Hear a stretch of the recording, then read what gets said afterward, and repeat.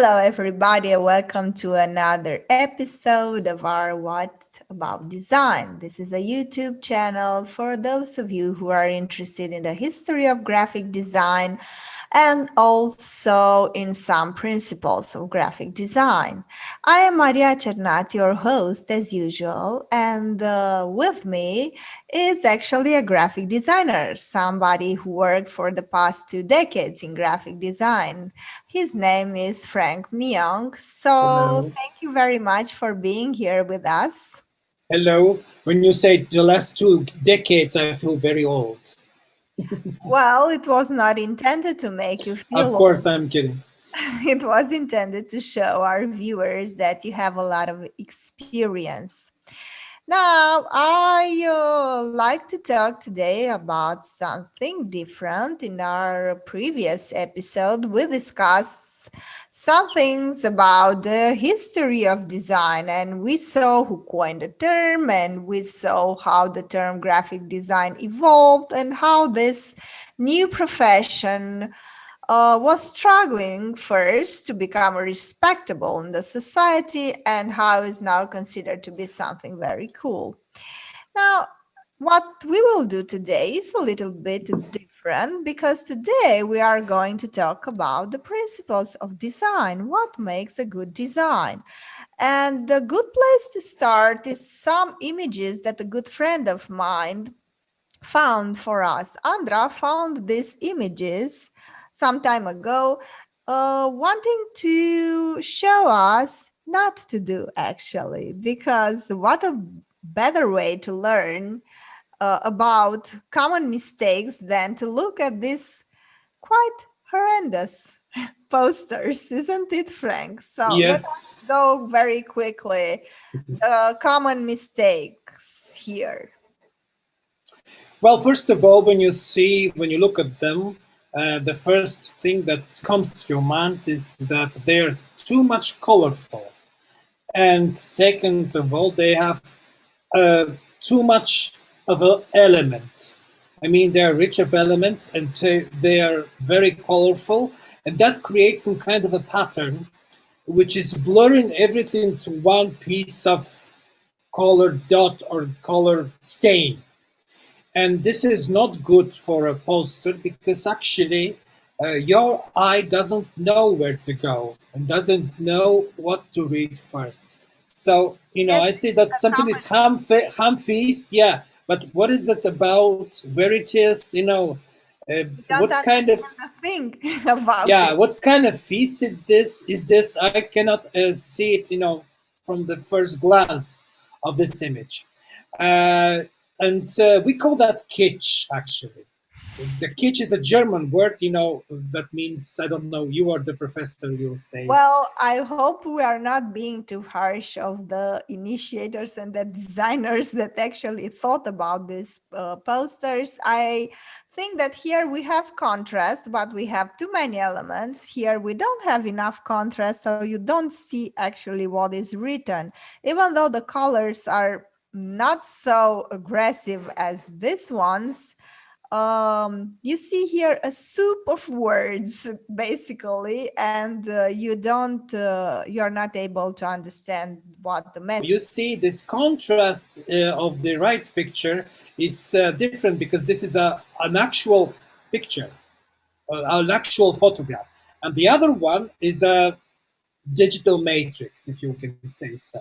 That is for it's not so colorful. But what is the big mistake here on the right side is that there are two logos, one on the other. For example, this Mera print is first of all in a different color, and second of all placed upon the other word. This is a big mistake.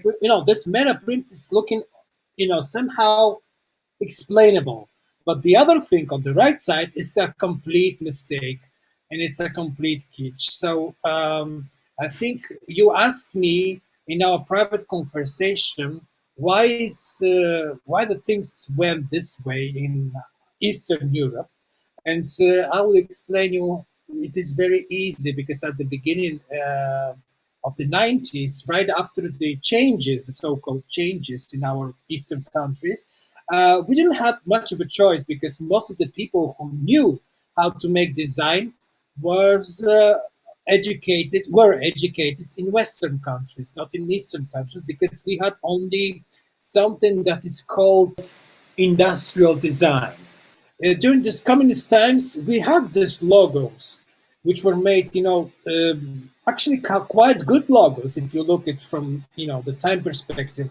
But the usability of the images that were produced back then was not the same, was not prepared for the capitalist market, if I may say so. One more thing before going to this beautiful one. This is also a beautiful poster, isn't it? You want to run Yeah, away when you see it. it looks like an Halloween invitation actually, because it's too dark and it's purple and black and stuff. Look like when I see this, it's actually not a pentagram; it's a hexagram. But when I see it, it looks like a witches' party for Yes, yes, witches. exactly. This is exactly what So, it would looks like. you like to say what the errors here, the mistakes here are, or should I say it? You go first. Okay. First of all, the fonts, which is the title, has two extension, I mean two ways that it's put wrongly. The first line is extended; it's stretched horizontally, and the other line is stretched vertically. So this is a big mistake, and it looks like those are two different kinds of fonts, and it looks kitschy because you're you are breaking everything, the perspective, the importance, which is the most important thing that you see on that poster and stuff. Other thing is that alignment of the elements here. When you see on the right side, we have these pictures, and first of all, every picture has a different size, different format, and the other thing is that they're not aligned. So this is not good. And in my opinion, there are too many stars in this poster, because one, I think it will be enough, because everybody, I think, know what a Solomon star is. And you mentioned something about the font, which is next to the title, which is invitation. What that means? There's okay. Yes, it is the night of the open synagogues. The idea is that Okay. in Romanian, the Noaptea Sinagogilor Deschise, that is the night of the open synagogues. But you have here like the wording is incorrect, and this one is put here that you have to find it because first of all you don't know where to look. And I could go on forever, from the fact that you don't have contrast. The second thing that you have here, Maya Morgenstern, who's a famous Jewish actress, Romanian Jewish actress. She's put right in the middle, but you don't know why. What does she have to say about this, or what does she, how is her ever connected to this?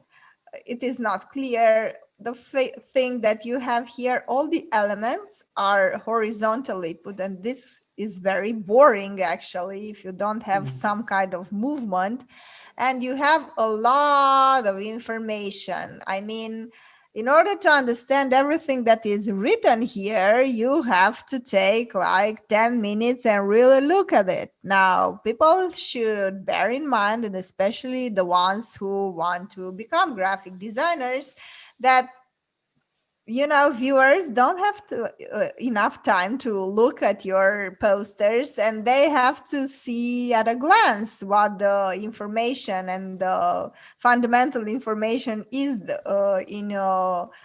and the fundamental message that you want to convey, because otherwise they would just look the other way. They would want to run away from your poster. So this is a very good example. I thank you, Andra, for finding this.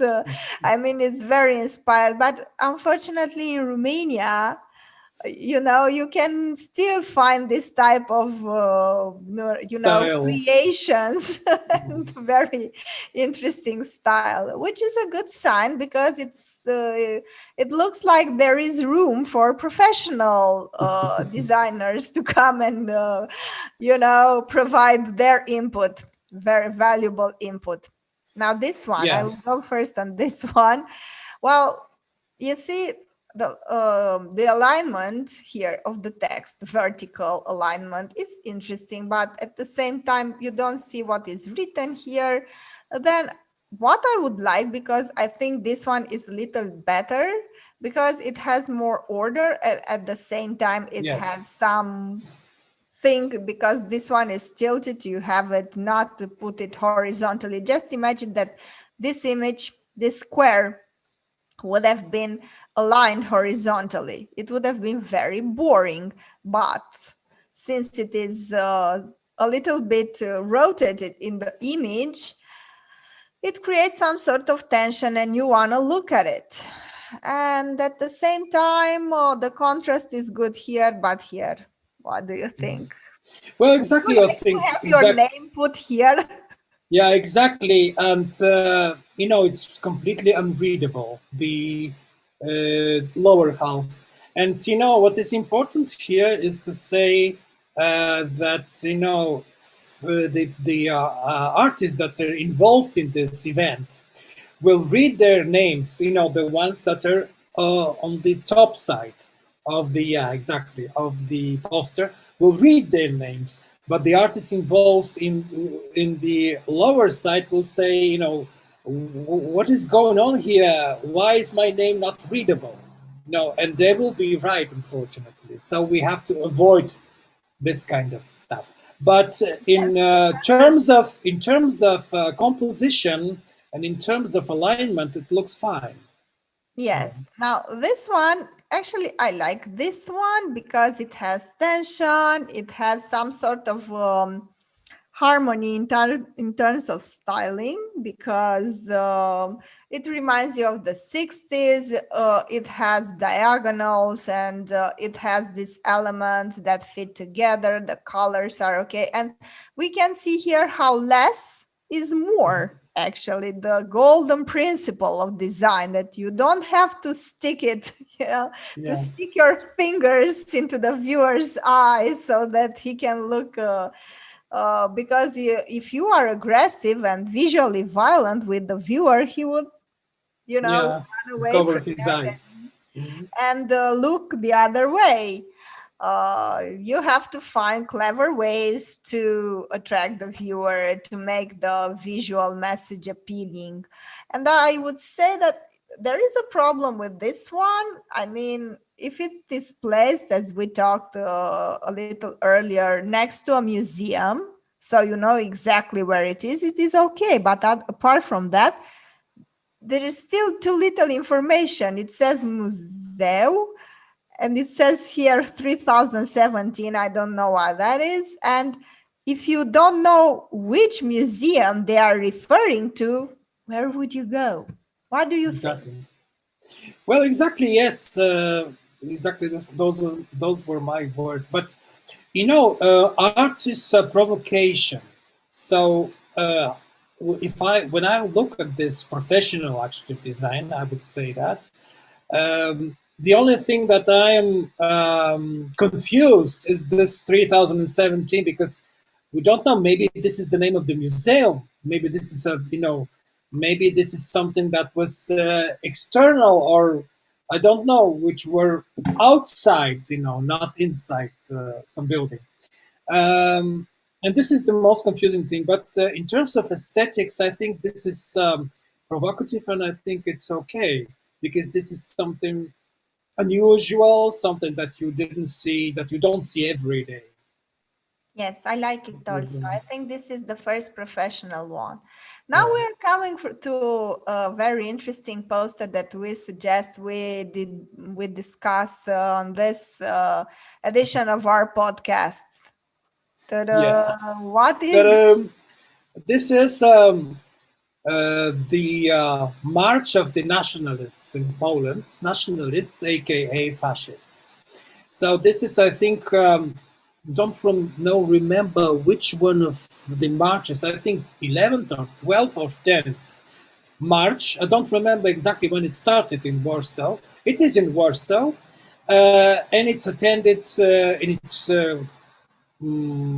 organized each 11th of November, because this is a national holiday. This is the day that Poland became a free country again at the beginning of the 20th century, after the first World War. So, this design looks quite okay because it's symbolic. It uses 3D rendered elements. This night and this everything actually is a 3D, except the background. But what is interesting here, and what do we see here? That the main message is that this knight, which is, the perfect Polish man, the perfect, Paul, who is fighting for, things that are bad, that are wrong, is pointing, is destroying actually a red star, which is a symbol of socialism, of communism. And also this star is at the same time covered with the rainbow flag, which is of course a symbol of the LGBT community. So these people, these nationalists, these fascists, are against lefties, against communists, and against LGBT. Again, And if you, Marxist, we have here, yeah, this term that our intellectuals, our right wingers coined this term to express neo, how them to do, hatred towards this category of people who are leftist, who are also progressive. So they are sexo Marxist. You yeah, should tell okay, them, cool. give them Yeah, message. it sounds sexy, as we say. If something is attractive, like in terms of usability, we say it sounds sexy, in the design slang. Mhm. It looks fine, but if you see the red letters, the whole Poland was laughing about that poster, because the first thing that the Polish people could read is Zozo, not 2020, but ZOZO. So, maybe they're right, but in terms of design, this font is a retro style font. That should remind us of the fonts used at the beginning of the 20th century, and maybe this is a bad choice for the creator, because he was instantly associated with this Z- poster. Zozo. Zozo, yeah. We live in times where the memes are very common, and this is only one of the Of the remixed images. of that poster. I think this is a good one. Yeah, because at the same time, the kebab is the most beloved dishes to the nationalist people, which is a paradox, because they don't go to a regular restaurant where they can eat pierogi or cabbage or something that is typically Polish. They go to the kebab, Yes, so yes. they eat kebab. Well, I would go back and I would say that this is some sort of rebranded fascism, the one that Yes, I would during agree. the day, goes to the marches and then he stops for a Yeah, kebab. exactly. Well, it is important in design, of course, to convey your message to attract the viewers. And there are some basic principles, there are some basic principles, there are some basic rules that you might want to take into account when designing something. First of all, where do you choose your sources? Some things about design quality. How do you use the grid? How about the rule of placing the objects in your poster? What are perspective, fonts, color? Some things about image we are going to discuss these elements on a future edition of our program, graphic elements, contrast, white space, and all the other things that are very important when discussing key elements in graphic design. Now, I want us to discuss briefly this poster. Personally, I like it very much. That the problem here is that the first thing that I would think when looking at it, I would think traveling agency. I would think something else. What? If you see the movies of Kusturica, Black Cat, White Cat, or Underground, you would see these gypsy orchestras, Roma orchestras in these movies, which are very powerful, and they have, and also Borat actually. They have this freaky, I mean, not freaky, but funky style of, of playing their instruments. And when I look at this bus, on this picture, I can see that actually. I can see, this reminds me of traveling and stuff like, the gypsies traveling from town to town. And this is what I see here, not a, concert or festival for classical music. This is some kind of misunderstanding. It looks fine. It looks actually, yeah, fine. I would not say great. But, what is the purpose of that poster? No, is Yes, it? I would say it is very important to convey the message, and it has to be some sort of relation. I mean, Yeah. the message has to somehow relate to the image, because otherwise, I'm telling you, I would think like happy people going on a trip. This is, and singing. Cool. This is what I would think when looking, because you see a bus, you see trees, a very happy and playful display here, and design, and you see some notes here, and you see Yeah. some instruments, and these are the only things that might lead you to think that this is an orchestra. Mhm. Now, the next one has humor in it, but it is not voluntarily done so.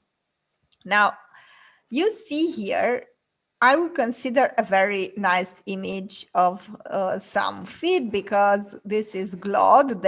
This in Romanian means mud, and it is important to have a connection. But here it's something very funny, because it says create your future with your own hands, or take your destiny into your own hands, or something. But it says here, make your future with your own hand. And what you see here is not Feet. exactly hand, you see feet. So there is this discrepancy between, what this is saying. I also thank Andra for choosing this, because it is so, straightforward.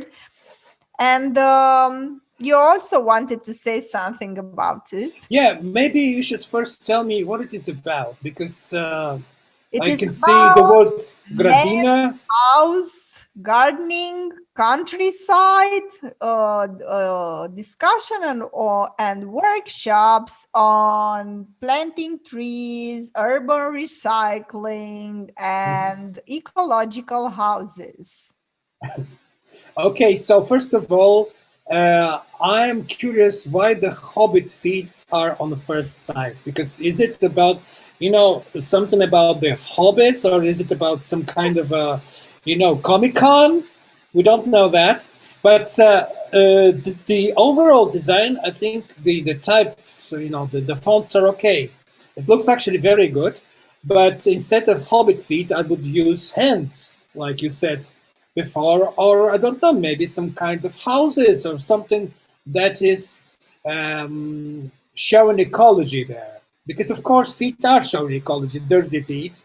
But I think this image, this poster, has the same mistake as the previous one. So the message is unclear. The message that you want to relay with this picture. Now this one also workshop the bats in the urban environment. You don't know exactly to what is the message. I mean, what is that? The University of Agronomic Sciences and Veterinary Medicine in Bucharest, Building A. on the February 22. And what does it mean? What does it mean? You have here, I mean, I like the way it is visually. I think it is okay, but I like the bats here because I think it's important to have these elements that create movement. But do you understand what it says? What is the title in English? Bats in our. The bats, it is a workshop, bats in urban environment. Okay.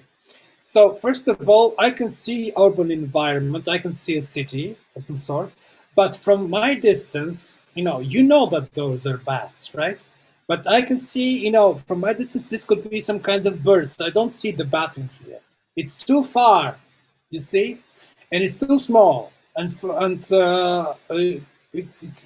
Usually, if you look at the poster, you're watching it. I mean, you're seeing it from distance, like 2 meters or more than 2 meters, right, from a far aside.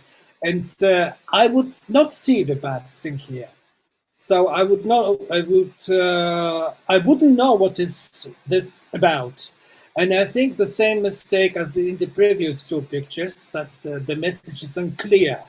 Maybe I would use, for example, the bat from Batman. But of Yeah. course, it's trademark. But it could be something that resembles, this image, which is a very powerful symbol. And actually, it connects the two dots, like the urban,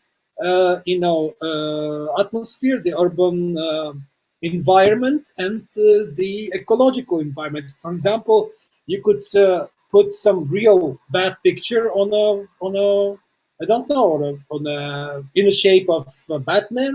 This is the first time that is coming to my mind right now, on some city background or stuff.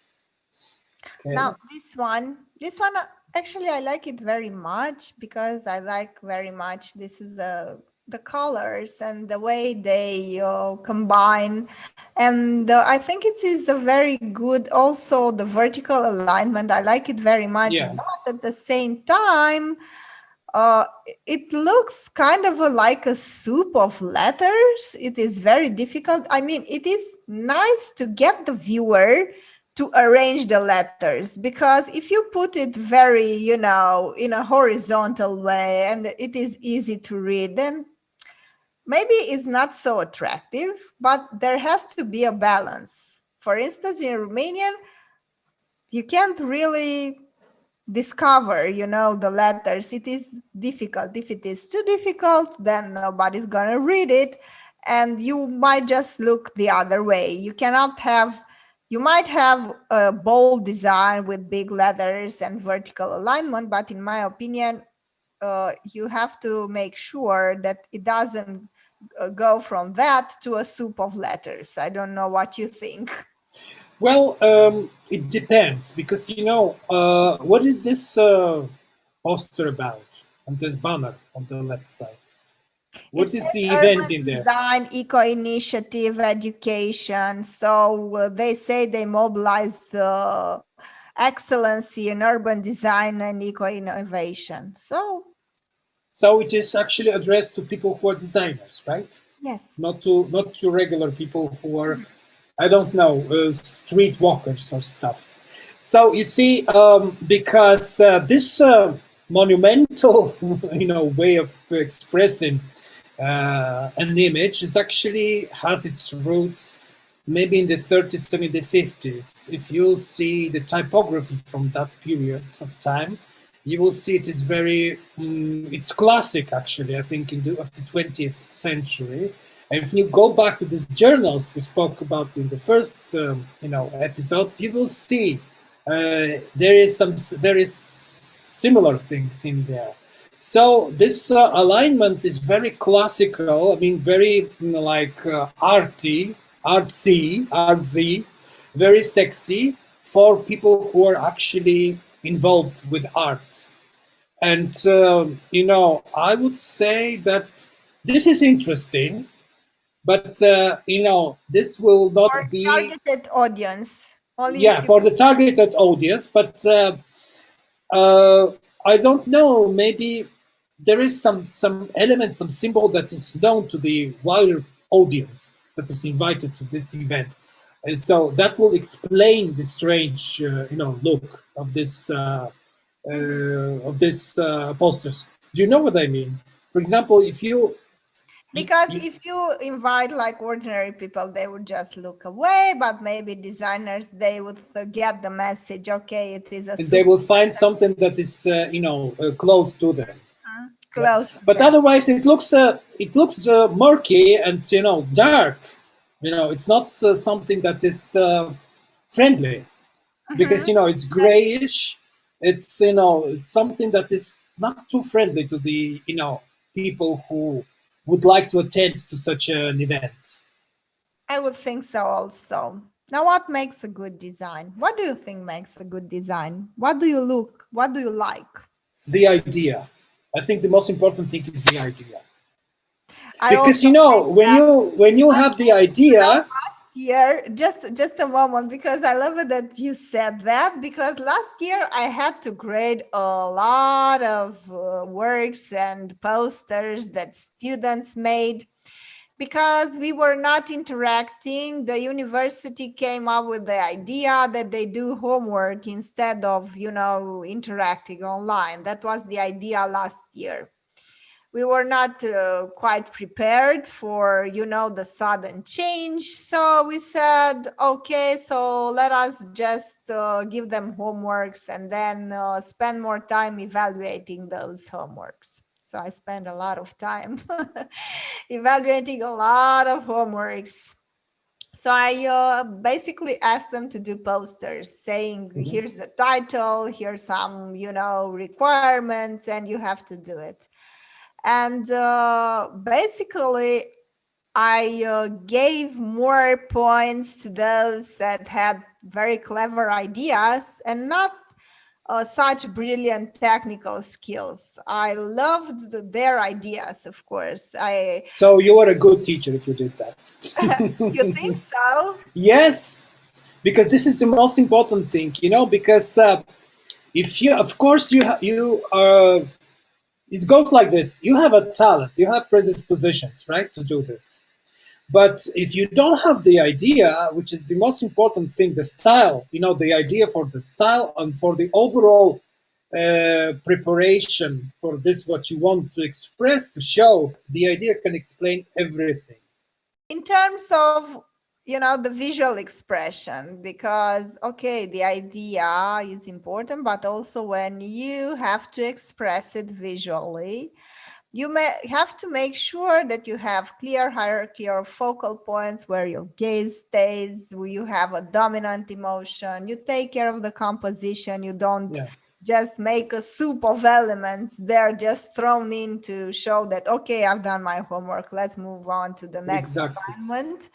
Now, the aesthetics, the harmony of colors, forms, it has to look crafted, it has to be eye catchy, assertive, and also it has to have bold fonts and very surprising elements. And as we saw in our previous episode, the designers really fought for this freedom of expression because at the beginning of the century, things were pretty much established in terms of how a book should look like.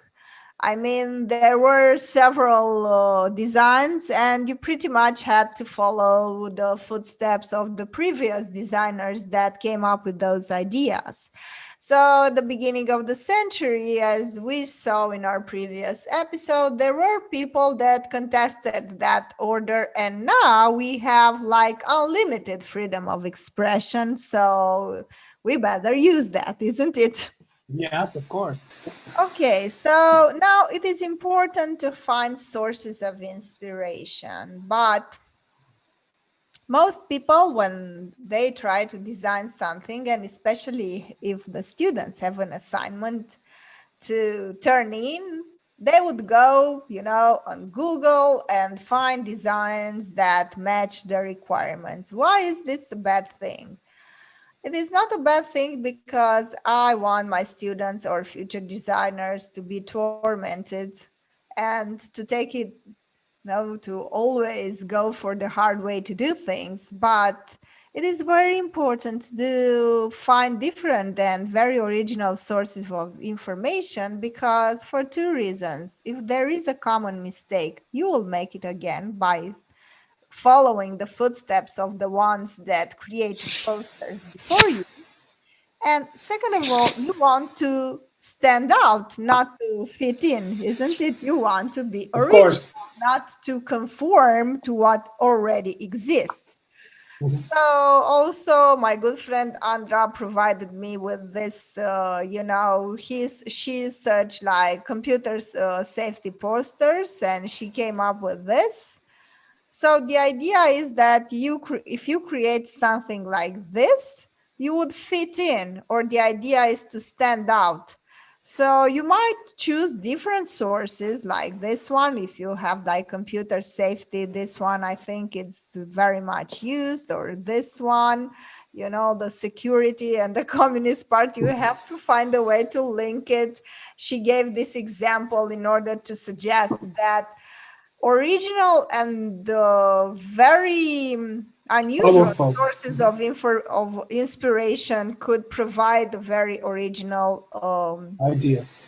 ideas. Where do you find your sources of inspiration? It depends on what is the goal. I do not have a pattern because it depends on the client, what the client wants, if he is conservative or not. Because, for example, most of the conservative depends what the client awaits, I mean, expects from you. Because you could have this a perfect education, perfect knowledge, perfect preparation. But if your client is not a good person, and a person who doesn't know anything about aesthetics, there are two ways. The first way is to sell him everything that you can imagine, and the second way is if he's too much pickish that he doesn't like this and that and that and that and that, to find another completely different solution. I can, tell you dozens What's of the most annoying client that you ever had? big corporations, to be honest, Why? Why? because they have this corridor test. This means that you, for example, you create something that you like. Mhm. The person that is a client and is in front of you likes it also. But when she or him go go to the person that is to the overseer, to the executive, to the to the director, uh, you know uh, the person is meeting on its way other people from this firm, and she or he is asking, how do you find this, do you like it, oh, the first will say, oh, you should move this a bit to the right, or you should use another word, I would use another color.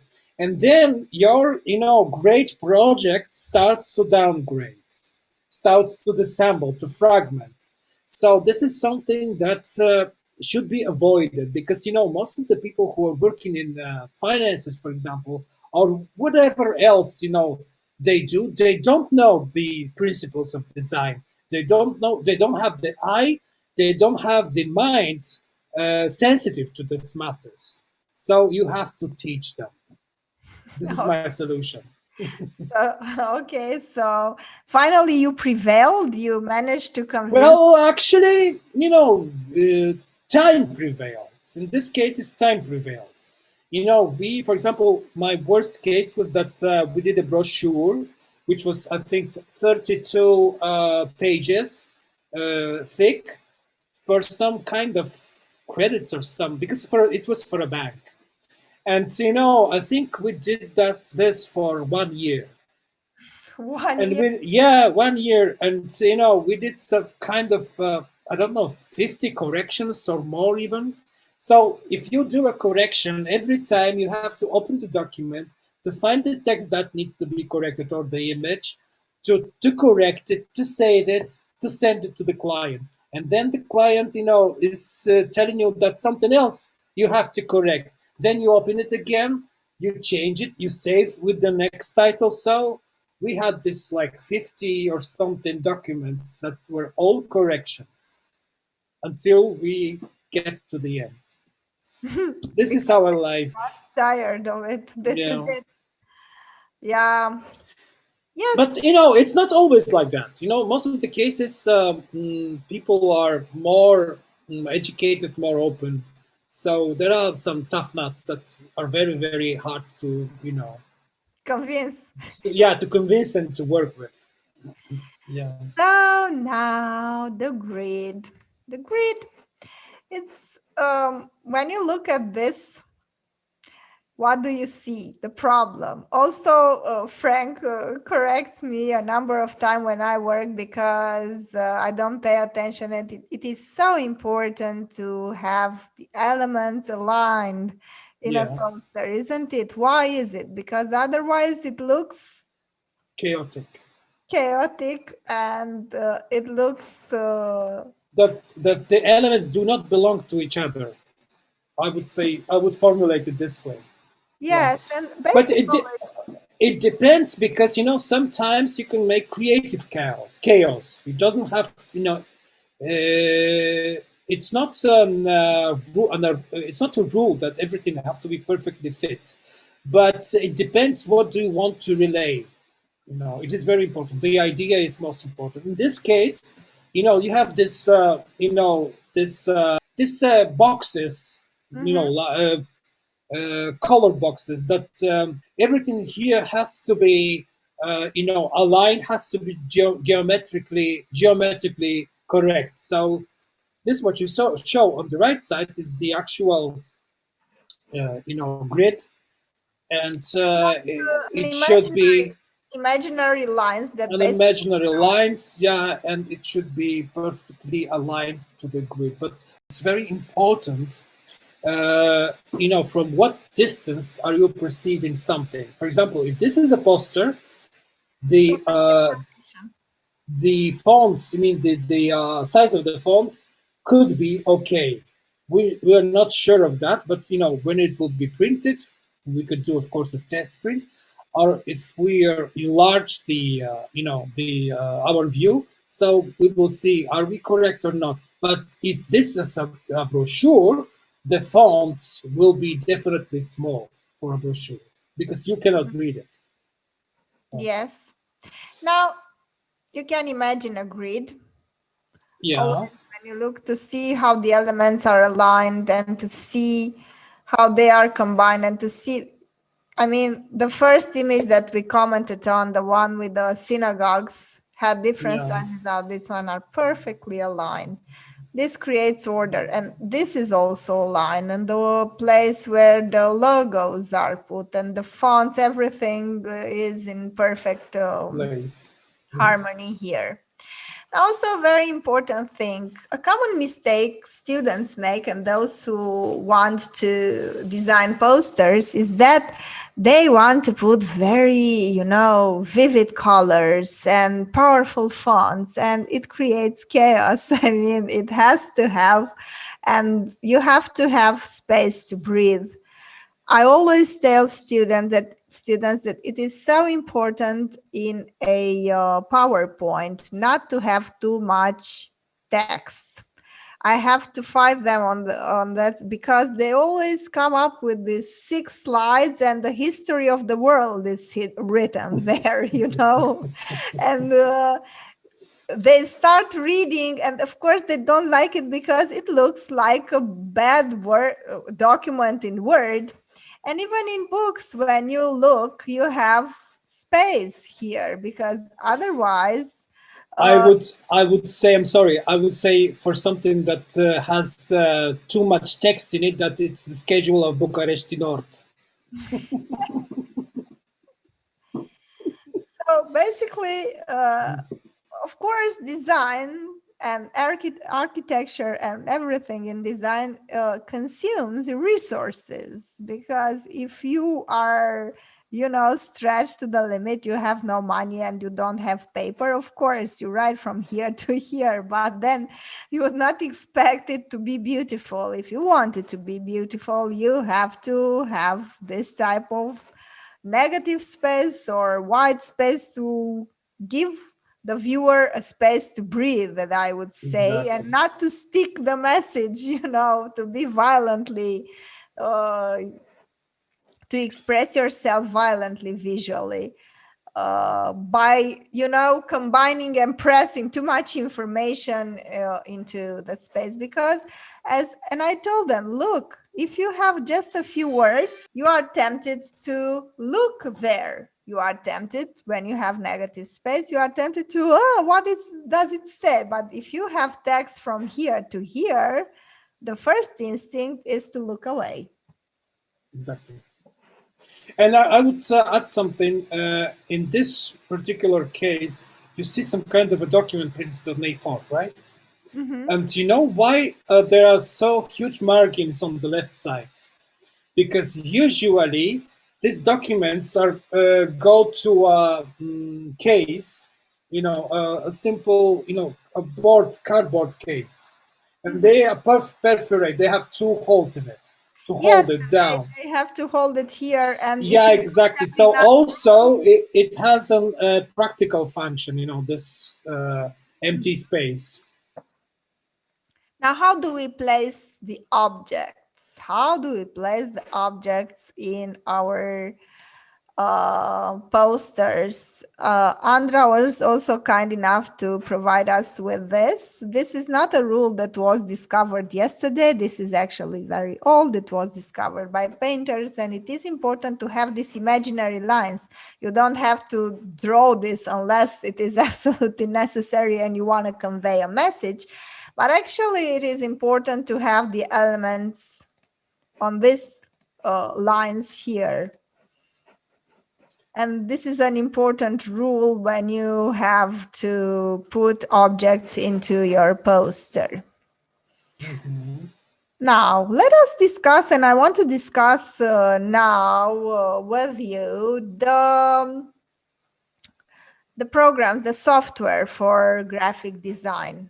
I would say, and as far as I know, the problem is that these programs are quite expensive, isn't it? If you buy a subscription, monthly subscription is like 20 euros or $20 for this one, $20 for it. You get like $60, but they don't give you the solution, I mean, to install it on your computer, isn't it? And to have Oh, it it there for. depends. It depends because you can also download. I don't know how it works now because they changed their policy, I think, a couple of years ago. Because for them, they have bigger money if you have monthly payment. For Mhm. this program. Actually, it's $50 for the whole package. 49, I think. I mean everything in it. Yes. Also, yeah. So it's quite a lot if you're a young student. Yes, but they do have also student Yes, I programs. asked them, and unfortunately, when I asked them, they have programs, and for what students? Those who are underaged. If you are over, Oh, they okay. don't give you anything for free. And I think that's kind of sad because, there are a lot of people that might use these programs and become very talented. And unfortunately, they don't give it for free. So would you agree that basically for photo editing, this would be the standard, and Yeah. for logos, it would be the Illustrator, and for longer documents, the InDesign? Well, Which I would, express it differently. Photoshop is the program which is specialized for pixel imagery. Usually, everything that is expressed by pixels. I mean, like like you have when you have a picture of something, it is when you look at the screen, everything is created, presented by pixels. The Illustrator is the tool that is used for everything that is in vectors. So it means that you have lines in there, you have effects, but everything is presented with lines which are mathematical expressions of an image. And the big plus is that when you have lines in the document, you can actually upscale them, without limit, because they're only a mathematical representation, so you don't have actual pixels in there. You don't have DPI in there. And InDesign is combining the two of them. And of course, also, you can make multi-page documents. Actually, right now, you can make multi-page documents in the Illustrator also. And you can type in Photoshop. But, the first, idea was to have three programs that were, used together. Actually, InDesign is a quite new tool because, it was created, I think, in 2001, between 2001 and between 2005. I don't remember exactly when. But before that, we used something that is called Quark Express. And Quark Express was a very simple tool. And InDesign is next generation of a previous program that was called by Macromedia PageMaker. But tell me, which one do you like best? Well, none of them, because we need the three programs to do what we do. So In the you work field of basically with all of them all the time, and you don't yes. have preferences. Actually, it's not a good question, my dear colleague, because they do have three different functions. These programs, so we need them all to be good. Maybe In I order thought to be, that you like you one. will never be a graphic designer. I mean, a complete graphic designer if you use only the Photoshop, or you won't be a complete graphic designer if you use only the Illustrator. You need to combine them all in order to Yes, use all because of the another graphic possibilities. designer that helped me, when I was starting to teach and to basically learn things, she said she liked Illustrator, and she Hey, maybe thinks she likes to draw, and she likes to, maybe she yes, likes to and she draw and to said make. she liked that one. So I thought maybe you had the Well, preference. if I have to make a logo, to prepare a logo, for example, I would use the Illustrator. Mhm. Because you can fit perfectly everything. Elements, I mean, you can actually make figures that are something like this, Mhm. that are repeatable, and some kind of a pattern. And in design, it's, for example, great for the texts. Is the greatest tool of them for working with texts, with big text, small text, or whatever texts. And Photoshop is the greatest tool to work with pictures. So they're connected one to another. Okay, I get it. Now, this one that are free and others that are free, but this one are the standard. At the beginning of the century, as I often tell students, things started to happen, and they happened at a very rapid pace in terms of changing the design, and there were all sorts of schools, and Vienna was no exception to that movement where designers wanted to escape basically the tradition and to come up with something new. And we have here geometrical forms and lines. And if you look at this poster, you would not think that it was created at the beginning of the century and that it is so old. And basically, we see here lines that are thin lines that suggest elegance, and you see a vertical alignment of the elements that also suggests elegance. Um, Maybe for somebody who is used and trained in graphic design, it would be easier to see that this is a very old, more than 100 years old poster. But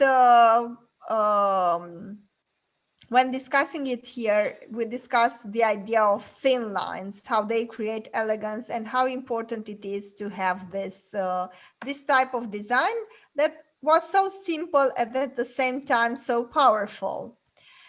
Now, thick lines creates the idea of strength, of courage. How do you create, when you have this, how do you have this orientation? If you have, you know, everything is horizontal, it's stable, it's calm, but also boring, don't you think? If everything stays where it is, nothing Yeah. moves, then it creates a sense of relaxation, but at the same time, I think it's very dull, don't you think? And Well, predictable. I would agree perfectly with this what you wrote, what you've written. I would say, in the religion, iconography, in the religious iconography, everything that is pointing vertically is connected to the sky, right? It shows the sky, it shows the sun. So maybe this is the feeling that it expresses. Of course. Because trees are aligned vertically, right? The representation of the earth element, for example, in religion, is, the female, for example, element is the horizontal line. Why diagonal is, expression and movement? Because, we have this gravitation, and every time when you see a diagonal thing, that the first instinct, the first thing that you will think is that it will fall, right? So Yes. this is the Create dynamism in tension and this. dynamism, and you think that it will fall, of course. And it is a very clever way to attract the viewer. And I gave the example of very interesting pictures that were taken and designs, and they were created by the Russian constructivists. Yeah. And you see here this, you have diagonal lines, and you also have this contrast between a woman with a child, and now you see these concrete stairs that are very, abstract, and the lines here. And basically, this whole poster is creating through Only diagonal, by lines. Mhm. and it creates such a dynamic perspective. These are things that should be taken into account when you try to analyze, but also to create something, because the shapes have a clear meaning. Basically, this is a visual language, and it is different from the languages that we commonly use to express things. And it is important to be accustomed to this type of seeing things from a different perspective. Um, so I would say that each and every one of those shapes creates something, and it is usually associated with something. Circles with femininity, balance, harmony, but movement, they are not very often used, because the diagonals create more tension. Rectangles are rational, formal, but we saw that how important it is just to rotate it a bit, and you create some sort of tension. Triangles, spirals are also very interesting. They are used also in this Indian spirituality. They have these things that You have them all over your folk shirts in Romania, which is yeah, very we have it interesting. on our folk shirts. Yes, because it suggests growth, evolution, and It is one of the oldest symbols actually in Neolithics. If you go to the history on this pottery, which are from the Vinca culture, which is one of the oldest in the Balkans. So you will see the spirals everywhere. They're presented everywhere because this is, like you said, the creativity, growth, and evolution, life also. This is the connection to the traditional. okay, thank you. So basically, I think we are at the end of our second, attempt to get people a little bit closer to graphic design. And next time we are going to discuss what happened during the First World War and the birth of Italian futurism, Russian constructivism, and modern art. So, thank you very much for being here with us. Thank you so much, Thank Frank, you. for your useful, valid information and insight. So, please Yeah. subscribe to our channel, and I'll see you all next time.